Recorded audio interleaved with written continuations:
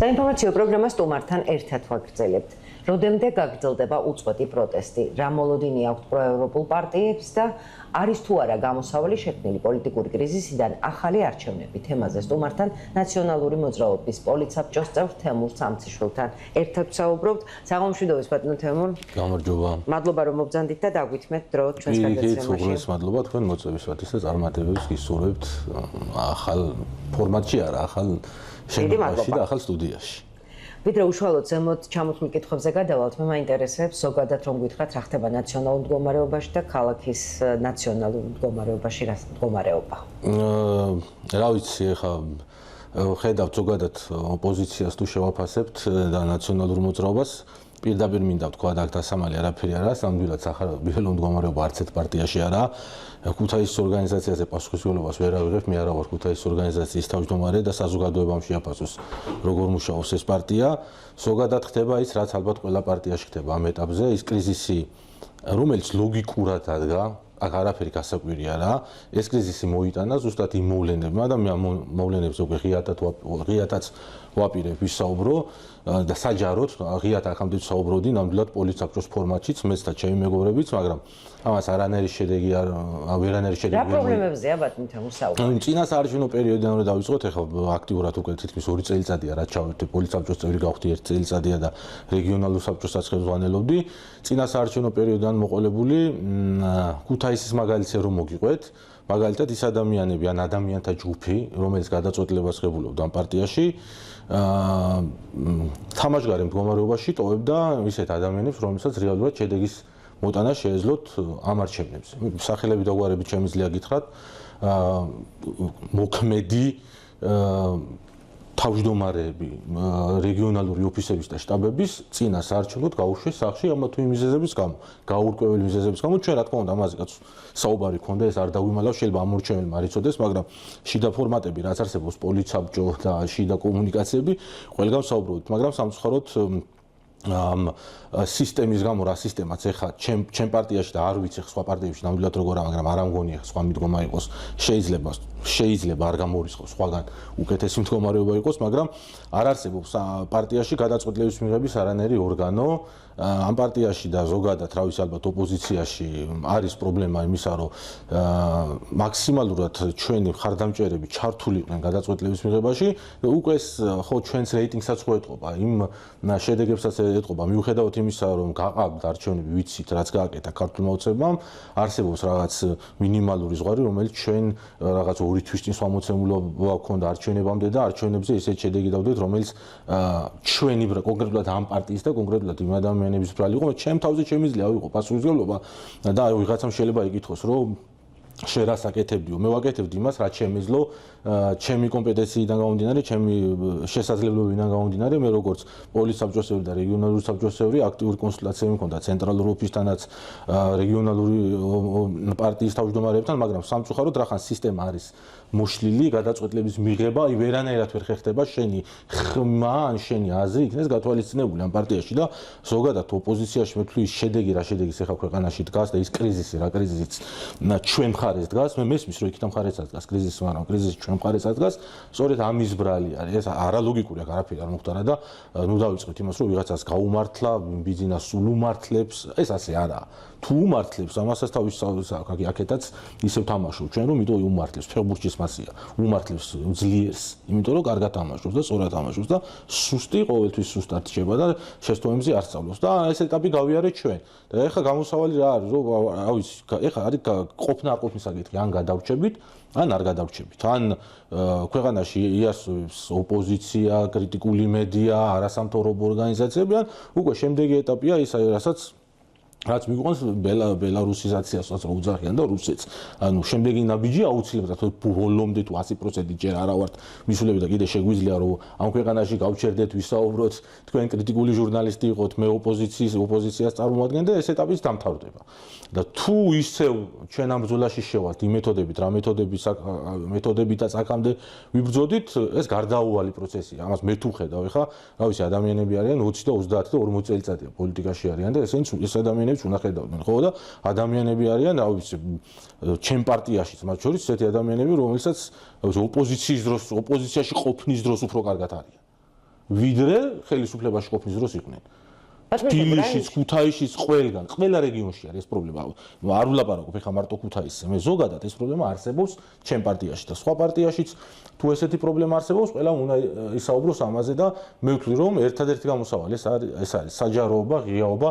როდესაც შემხედრია ხშირად ესეთი კომენტარი, ოპოზიციის ლიდერები ამბობენ, რომ კი ბატონო, წავალ მე არ მოდის არავინ ამ პოლიტიკაში და აი ვინ მოვა, როდესაც თვითონ ვინც პარტიის წევრებია, იმ პარტიის წევრებშიც კი არ აძლევენ საშუალებას ეს ადამიანებს, რომ წინ რაღაც თავიანთი ინიციატივით რამე გააკეთონ და გამოაჩინონ და ყოველთვის ცდილობენ ვიღაცები რაღაცე ფინანსური თუნდაც რაღაცების ინტერესების გამო და იმის გამო, რომ 10 წელია ოპოზიცია არის მოუთში, რომ აი ხელისუფლებაში მოდიან.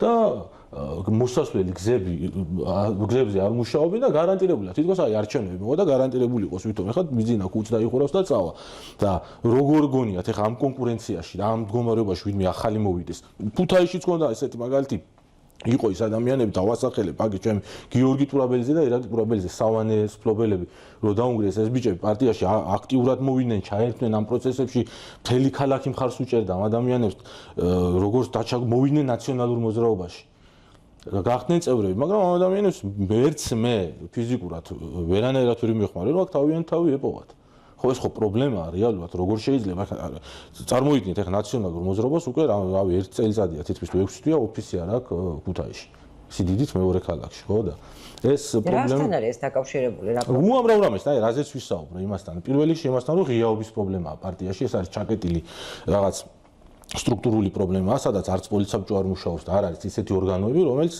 ჩართულობით მიიღებს გადაწყვეტილებას. რა ვიცი, ამაზე საუბარი ახლა არის ეს წარმოაჩინე, რომ თითქოს ყველაფერი დამთავრდა, მაგრამ არა, ამაზე მიდის საუბარი, არის ადამიანთა ის ჯგუფი და მათ შორის ალბათ პარტიის მოგვარებადი თუ არის ეს? პარტიის თავმჯდომარე, ну, რა თქმა უნდა, მოგვარებადია თუ იქნება ნება. ამას ჭირდება ნება. ვისი ნება უნდა იყოს? რა პარტიის ლიდერების, ეხლა ვინც არიან, ახლა ამ ეტაპზე ალბათ უფრო მეტად პარტიის თავმჯდომარეს. ამ ეტაპზე. და რომელმაც ღიად უნდა ისაუბროს იმ თემებზე თუ რა პრობლემების წინაშე დგას, რატომ ვერ იღებს გადაწყვეტილებებს და რატომ არ აქვს იმის საშუალება, რომ ყველაფერს თავის სახელი დაერქვას, ხო ელემენტარული აქვს ბრძოლაშიც რომ შედიხარ 50 პოლიტპატიმარი ყავს, 50-ზე მეტი ადამიანი. რატო უნდა იყვნენ ეს ადამიანები, რატო არ უნდა იყოს ამ ადამიანებიდან არც ერთი პოლიტიკოსი? რატო არ უნდა იყვნენ თქვა სიტყვას დაკავებული ადამიანები, ვინც გამსვლელ სიაში იყვნენ, 20 ეულში იყვნენ, 30 ეულში იყვნენ, 50 ეულში იყვნენ, ყველა პარტიაზე ვსაუბრობ. ეხლა სად არის, რატო უნდა იყოს საზოგადოებრივი პროტესტი და ოპოზიცია ასე ორხაზად რატო უნდა მიდიოდეს ოპოზიცია მარცხნივ და საზოგადოებრივი პროტესტი მარჯვნივ, ხო? საზოგადოება ითხოვს ოპოზიციური პარტიების გაერთიანებას. თქვენ ხართ პოლიცაბჭოს წევრი. რას ფიქრობთ, არის თუ არა დრო რომ ყველა ოპოზიციური პარტია გაერთიანდეთ? მოდი ამას აქვს თავისი პლუსები, თავისი მინუსები, ეს ძალიან გლობალური საკითხია, ამას რა ვიცი ხა რო ავიღოთ 10 ყველაზე ცნობადი და ლიდერი ოპოზიციის წარმომადგენელი ეს ადამიანები ვერ წვიტავენ და ჩემგან ახლა ამაზე საუბარი თუ ჩემი აზრი გაინტერესებთ, რა თქმა უნდა, შეიძლება ერთიან ფრონტად გამოსვლა და შეიძლება ამას თავისი პლუსები ჰქონდეს. აქ მაინც მიდივართ იქამდე არჩევნები როგორ ჩატარდება, ხო? თუ ჩვენ გარანტია გვექნება და რავი, ამის გარანტია ამ ხელისუფლების პირობებში როგორ უნდა ქონდეს, რომ არჩევნები ჩატარდება და არ გაყალბდება დემოკრატიულად, იმასაც იქნება ამის თავის პლუსი, რომ ყველა პარტიამ, ვთქვათ, დაბალი ბარიერის პირობებში, ნულოვანი ბარიერის პირობებში თავის ძალები მოსინჯოს. და მრავალფეროვნება ზოგადად ცუდი არაფერი არ არის, როდესაც თუ მივახცევთ იქამდე და თუ იქნებით ევროპული ცივილიზაციის ნაწილი და იდეოლოგიურ დონეზე შევძლებთ უკვე პაექრობას ერთმანეთთან და თქვენ ხმას თემურ სამცხიშვილს კი არ მიცემთ, მიცემთ ჩემს ხედვას, ეკონომიკურ ხედვას გადასახადებო, მაგალითად მე გეუბნები თქვენთან, რომ აი თუ მე მოვალ ხელისუფლებაში, მე ვეცდები რომ თქვენი ხელფასიდან არ წაგართვათ 70 ლარი, წაგართვათ გამოგართვით 30 ლარს და ამას მიცემთ ხმას და სხვა რამე შემოგთავაზებთ. აქამდე თუ მივართ, მრავალფეროვნებას ალტერნატივა არ აქვს და თუ ეხა საუბარია იმაზე, რომ ჯერ ბიძინა ივანიშვილი მოვიცილოთ და ეხა ამისთვის ერთიანობა გადამწყვეტი იქნება, კი ბატონო, ესეც შეიძლება ეს აზრიც, მაგრამ აქამდე ხო უნდა მივიდეთ. აი აქამდე ხო უნდა მივიდეთ. ახსენეთ არჩევნები. თუ გაქვთ იმის იმედი, რომ ქართული ოცნება ახალ არჩევნებს ჩაატაროს. ჩვენ აქ ხა უამრავი საკითხი შემოდის. ქართულმა ოცნებამ ამას რო ჩაატაროს ახალი არჩევნები, ეს არის თუ არა გამოსავალი, ამაზეც უნდა ვისაუბროთ. კი ბატონო, ეს მომდევნო კითხვა იქნება, არის თუ არა ამ კრიზისის დაძლევის. ხო არა, არჩევნებს არა გზა შეიძლება იყოს თუ კარგად თუ არჩევნები არ გაყალბდება. მაგრამ თუ ქართული ოცნება ისევ ისე ჩატარებს არჩევნებს დაშინებით, მოსყიდვით, მანიპულირებით და თუ ოპოზიციაში რეალურად არაფერი არ შეიძლება ხო აზრი არ ექნება ქართული ოცნების ჩატარება. შემოდის ან ჩვენ რას უნდა ვითხოვდეთ ახლა. შეიძლება აქამდეც ვწდებოდით, ახლა გვიანია უნდა ვითხოვდეთ თუ არა ამ ხელისუფლების საერთოდ გადადგომას და მერე არჩევნების ჩატარებას. ეს უფრო სწორი ხო არ იქნებოდა. ამაზეც სამჯელო, ამაზეც არავინ არ საუბრობს. ანუ გასაგებია ადამიანელი არჩევნები. და როდემდე შეიძლება თქვათ ადამიანმა არ იმსჯელოს, იმიტომ რომ ჩემ პირველ კითხვას დაუბრუნდები, როდემდე შეიძლება გაგრძელდეს ეს უწყვეტი პროტესტი, რომელსაც დაჯარიმების უფრო სწორად შიშით კიდევ აკლდებიან ადამიანები. უწყვეტი პროტესტი გაგრძელდება მანამ სანამ ამას საზოგადოება გადაწყვიტოს. ასეც ახლა ასეც უწყვეტ პროტესტმა თავის რაღაც შედეგები დაადო და თავის ბენეფიტები აქვს, რა თქმა უნდა, უწყვეტი პროტესტის დამსახურება, რომ ქართულ ოცნებას აქვს ადგილზე გასაგებია ხე ლეგიტიმაციის პრობლემა აქვს და მოსახლეობის არ აქვს ხარდაჭერა, მაგრამ საერთაშორისო დონეზე ლეგიტიმაციის პრობლემა აქვს ის, რომ ჩვენი თემა ამ ეტაპზე, ამ სოფლიოში, რომელიც ახლა თავიდან ლაგდება, ალბათაც ცივი ომის შემდეგ პერიოდის ნეოცივი ომის პერიოდია, ჩვენ რო საერთოდ ჩვენზე რაღაც საუბრობენ ან ვინმეს ვაინტერესებთ და ან იქით განგვიხილავენ ან აქეთ, ეგ აქციების დამსახურება ნამდვილად და მნიშვნელოვანია ეს მე ხშირად მithkoms ეხა რაოდენობას რა თქმა უნდა მნიშვნელობა აქვს, მაგრამ ქართული ოცნების მთავარი პრობლემა არის ეს ხალხის სახშიც რო იჯდეს, ხო ეგ ლეგიტიმაციის პრობლემაა, მთავარი პრობლემაა. ეს პროტესტი არსად არ გაქრება, ვერ გაქრება, თუ საბოლოო ჯამში დიქტატურა არ გაიმარჯვებს და არ ჩაახშობს ძალით, დაჭერებით, ფინანსური რესურსებით. მიდის თუ არა მაკეთკენ ქვეყანა, იმიტომ რომ ყოველი ახალი კანონი ქართული ოცნება აღებულობს არის. ეგ მოცემულობა, ეგ შეიძლება ვთქვათ, რომ ერთ-ერთი ის ხდება, რაც ხდებოდა 10 წლის წინ რუსეთში მაგალითად. მაგას ეხლა რა ვიცი, ხელის გულზე გვიდევს, ხო და თუ პროპაგანდის მსხვერპლია ადამიანი და თუ ყოველთვის აწყოში ძნელია მოვლენების შეაფასო და მაინც არ გინდა ანუ რის თქმა მინდა ისი ცუც არ ფიქრობ, მაინც ყოველთვის ცდილობ რაღაცა დაიტოვა და იფიქრო რომ მოდი აქ არ მოხდება რა, ეს მაინც საქართველოა და აქ შეიძლება ასე არ მოხდეს, შეიძლება ბიზინა ივანიშვილმა ამდენი ნაბიჯი არ გადადგას დიქტატურისკენ და რაღაცები დათმოს.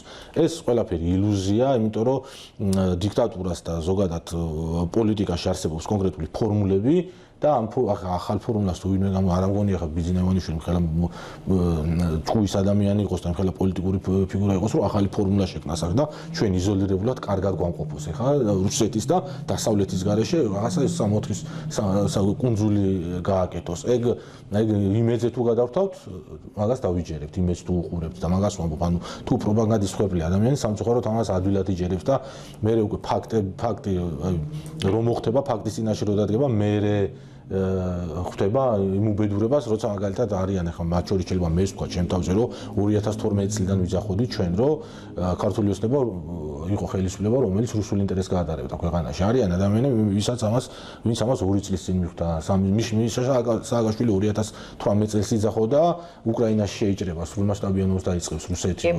მაშინ მთელი საერთაშორისო ის შეიძლება დაცინოდა მიშას, ხო? პოლიტიკოსები, მაგრამ რაღაცები არის, რაც პირადი გამოცდილებით ალბათ ყველა უნდა გაითვალისწინოს, ახლა ყველაზე კარგად იცნობდა ალბათ იმ შემადგენლობაში მაშინ მიშა პუტინს და უნდა დაეჯერებინათ. სააკაშვილი სასამართლო პროცესი ჩატარდა, ერთი დასრულდა, ერთი 17 მარტს გაიმართება. თქვენ ქართული სასამართლო რამდენად დამოუკიდებელი გონიათ და თვლით თუ არა რომ სამართლიანი იყო ეს სასჯელი 9 წელი რაც მოსაჯეს. მიშა პოლიტპატიმარი იყო, რომ დაიჭირეს იმ დღიდანვე. ეგ მოცემულობა ხამას თვითონ რომ მიშამ რო თქვა, თვითონ არა ვარ პოლიტპატიმარიო, მე მაინც არ ვიტყვი მაგას და აღარ დავიჭერებ, იმიტომ რომ ალბათ შეიძლება ვიღაცა მათქმევინოს, ეგ მაგრამ ვუტრირებ, რა თქმა უნდა. 2021 წელს, 22 წელს როცა მიშა დაიჭირეს, იქიდან მოყოლებული პოლიტპატიმარია. ნუ ეს საქმეც ეხლა რომელ საქმეზე თქვენ საუბრობთ, 11 წელიწადია ხო ფაქტია, რომ მას პროპაგანდისტვის იყენებს ხელისუფლება, რომ ნაციონალური მოძრაობა და ზოგადად თუ ვინმე შეუძლია ოპოზიციაში ერთ ქვაბში მოხარშოს, ეხლა ვითომ ნაციონალურ მოძრაობაში ხო ისე არა, კაცო, თუ ვინმე ამ პარტიაში რამეს აშავებდა, ხო არ შეიძლება ამ ერთი ადამიანის გამო მთელი პარტია იყოს დამნაშავე, ეს ასე არ ხდება და არ მომხდარა არსად და თუმცა ქართული ოცნება ასე არ თქოს. ხო, არა, არ თulis არა, კითხვის მასე, მაგრამ სხვანაირად მოქმედებს, თორე მაგან ყველამ კარგად იცის ვინ რას წარმოადგენს, ვის რა დაუშავებია, ვის რა გაუფუჭებია, 20 მილიარდს ედავებოდნენ თუ რაღაცა 19 და 9 მილიონზე 11 წელი. ეს არის ხელისუფლება, რომელიც ცოლებს ტყეებს შეჩუქნის და საჭმელს არ ჭამენ ბიუჯეტის ფულის გარეშე. ხელფას არ ხარჯავენ არაფერში, ბიუჯეტის ფული ჭამენ, მას რა ქვია, დილას, შუადღეს და საღამოს და ხა მიხეილ სააკაშვილს რო ეს რუსული პროპაგანდა ხა რუსეთის დუმის დეპუტატს, რუსეთის პარლამენტის თავმჯდომარეს პუტინს და შენ რო რაღაც ერთნაირად გიხარია. მინიმუმ ამან ხო უნდა მიგახვედროს რომ რაღაცა წესრიგში არაა, ხო? და არიან აქ სამწუხაროდ აქეთ ხარესაც არიან ისეთი ადამიანები, რომელსაც ცოტა არასერიოზულად უყურებენ და სწორედ ამ დამოკიდებულება მოგვიყვანა აქამდე და ეს დამოკიდებულებაც ალბათ მიგვიყვანს თუ ასე გავაგზელეთ იმ წერტილამდე, რომლიდანაც მე უკვე მოbrunდება, რავი, ჩვენი თაობა ვეღარ შეძლებს. ესე იგი, დღეს არის 107 დღე, რაც უწყვეტი პროტესტი გრძელდება და ხვალ არის 108 დღე, 15 მარტი და რა ხარ საქმის გუნდში, რა იგეგმება ხვალ ქუთაისსა და საქართველოს მასშტაბით დიდ ქალაქებში, რაიმე განსაკუთრებული არა, მე როგორც მე რა ინფორმაციას მაქვს, არაფერი, უბრალოდ 31 მარტს იგეგმება ერთი დიდი ცენტრალიზებული აქცია თბილისში, 31 მარტი ისედაც მნიშვნელოვანი დღეა, იცით, ჩვენი ისტორიისთვის და ალბათ ეს უფრო ესე დღეების დიდი დღეების ჩანიშვნა უფრო შედეგიანი იქნება დიდი აქციების გამართვა და დანარჩენს რა ვიცი დრო სოფლიოში მიმდინარე მოვლენები გვიჩვენებს და პირველ რიგში როგორ გამართდება პროცესები ოპოზიციაში, რამდენად შეძლებს ოპოზიცია გახდეს ალტერნატივა. ჩვენ თუ ალტერნატივა არ ვიქენით. შეძლებს. არ მე ვერ გეტყვით. მე სამწუხაროდ ამაზე პასუხი არ მაქვს. მე პირადად ყველაფერს გავაკეთებ, რაც შემეძლება. ჩემ დონეზე ნაციონალურ მოძრაობაშიც ეს განხეთქილება თუ შეიძლება ასე დავარღვათ ან ნაციონალურ მოძრაობაში ამის გაკეთების სურვილი არის დიდი მე ჩემი მეგობრების იმ ადამიანების ვისთანაც სხვა რეგიონებში შეხება მაქვს და თბილისში ვისაც ვიცნობ ამის სურვილი ყველას აქვს უბრალოდ რაღაც ეტაპზე ასეთმა ადამიანებას რაღაცა შეცდომა დაუშვეს თავიანთი დუმილით რაღაცაზე თვალით ახლა ამის დრო არა და ასეთი დამოკიდებულებით მაგრამ იმეს ვიტოვებ საბოლოო ჯამში ის არ დავარქვენ მაინც მხარეს ის ადამიანები რომლებიც ფიქრობენ რომ გადარჩენის ერთადერთი შანსი იქნება ღიაობა, სული განახლება და პარტიაში მეტი დემოკრატიის დამკვიდრება, მე დარწმუნებული ვარ რომ ეს ადამიანები ამ პროცესს ბოლომდე მიიყვანენ, იმიტომ რომ სხვანაირად ერთ ნაციონალური მოძრაობა გადარჩება და ერთ არ ვიცი სხვა ოპოზიციური პარტიების, იმიტომ რომ ხა ნაციონალური მოძრაობის გინ გვინდა არ გვინდა, ის შეიძლება ზოგს მოწონდეს, ზოგს არ მოწონდეს, მაგრამ ელექტორალურად მიხეილ სააკაშვილი არის ბიძინა ივანიშვილი და მიხეილ სააკაშვილი არის ისეთი მსხვილი პოლიტიკოსები, რომელსაც ელექტორული მხარდაჭერა აქვს და თავიანთი, რავი, ბექგრაუნდიდან და ასე შემდეგ და ასე შემდეგ. თავიანთი წონიდან გამომდინარე. უფრო მიშას, რა თქმა უნდა, ეხა იმ 9 წელს, რომელსაც სისხლიანს უძახიან, სწორედ იმ 9 წელს დამსახურებაა, რომ მიხეილ სააკაშვილს რავი, ალბათ 9 მილიონი ადამიანი მაინც ხარს უჭერს ამ ქვეყანაში და მზადაა რომ ხმა მიცეს და 3 მილიონიან ქვეყანაში 9 მილიონი ხმის არ გათვალისწინება და გვერდით გაწევა არ გამოდის, რა ვიცი, გამოვა თუ დიქტატურაში ვიცხოვრებთ. ბატონო თემო, მე მაქვს კიდე ერთი შეკითხვა, შექმნილი პოლიტიკური კრიზისი, რომელიც ამ წუთას აქვს ჩვენს ქვეყანას, ის მდგომარეობა, რაც ხდება მსოფლიოში. ამ ყველაფრის გათვალისწინებით, გამოსავალს რაში ხედავთ? კიდევ ერთხელ გეუბნებით, მე თუ ამას აქვს ორი მიმართულება აქვს. თუ ჩვენ ვითხოვთ ვადამდელ არჩევნებს, ამ ვადამდელ არჩევნებს ატარებს ქართული ოცნება, ეს შეიძლება იყოს დროებით პოლიტიკური კრიზისის დროებით განუხდის საშუალება. იმიტომ რომ თუ ქართული ოცნება ისევ ჩაატარებს არჩევნებს, იგივე შედეგი იქნება, რასაც თავიდან იგივე წრეზე მოყვება, ისევ აქციები, ისევ არაღიარება და ეს პროცესი დაიწყება თავიდან. თუ ოპოზიციას ექნება ანუ თქვენ თვლით რომ ისევ ხელისუფლებაში მყოფი ხელისუფლება ყველა სახელმწიფო ძალას ნებას გამოიყენებს და ისევ არ იქნება სამართლიანი არჩევნები? ხო, ან მე ვერ წარმომიდგენია რომ ხა ასე ქართული ოცნება ჩაატარებს ისეთ არჩევნებს, სადაც შედეგი იქნება ის შედეგი, რა შედეგიც რეალურად დადგება. მე ამის ილუზია არ მაქვს.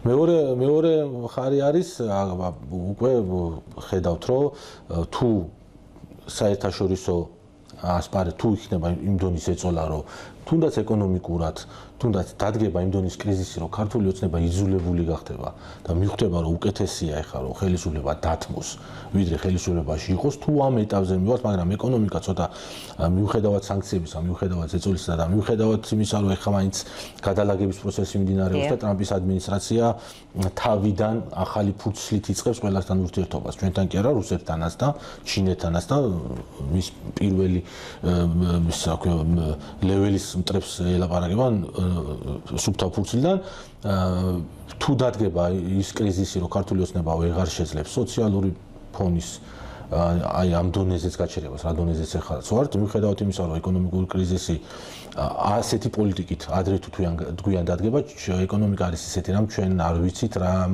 შეიძლება გადაარჩინოს ქართული ოცნება.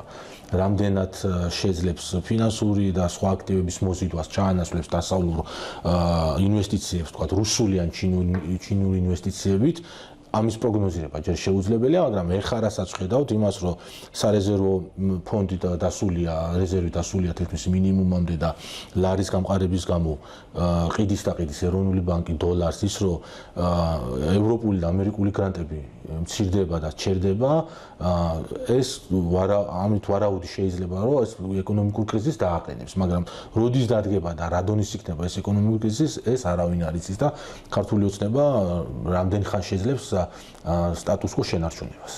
ძალიან დიდი მადლობა. მადლობა თქვენ. თქვენი მოსაზრებების გაზიარებისთვის, თქვენი პროგნოზებისთვის, წარმატებებს გისურვებთ თქვენ და თქვენს პარტიას და რა თქმა უნდა იმ ადამიანებს, რომლებიც უკვე 107 დღეად განან და აპროტესტებენ. მადლობა ყველას თავისუფლება პოლიტპატიმრებს და სოლიდარობა ქუთაისის სოფო როინიშვილს, რომელიც ორი სამსახურიდან გაათავისუფლეს მისი პოზიციის დაფიქსირების გამო. დიდი მადლობა. მაყურებელ შევახსენებ, რომ ჩვენი დღევანდელი გადაცემის სტუმარი გახდათ ნაციონალური მოძრაობის პოლიტსაბჭოს წევრი თემურ ცამციშვილი. მადლობა რომ გვიყურეთ. ერთმანეთს შევხვდებით ორშაბათს 20 საათსა და 30 წუთზე მეგატივის არხზე. მშვიდობიან შაბათ-კვირას გისურვებთ. ნახვამდის.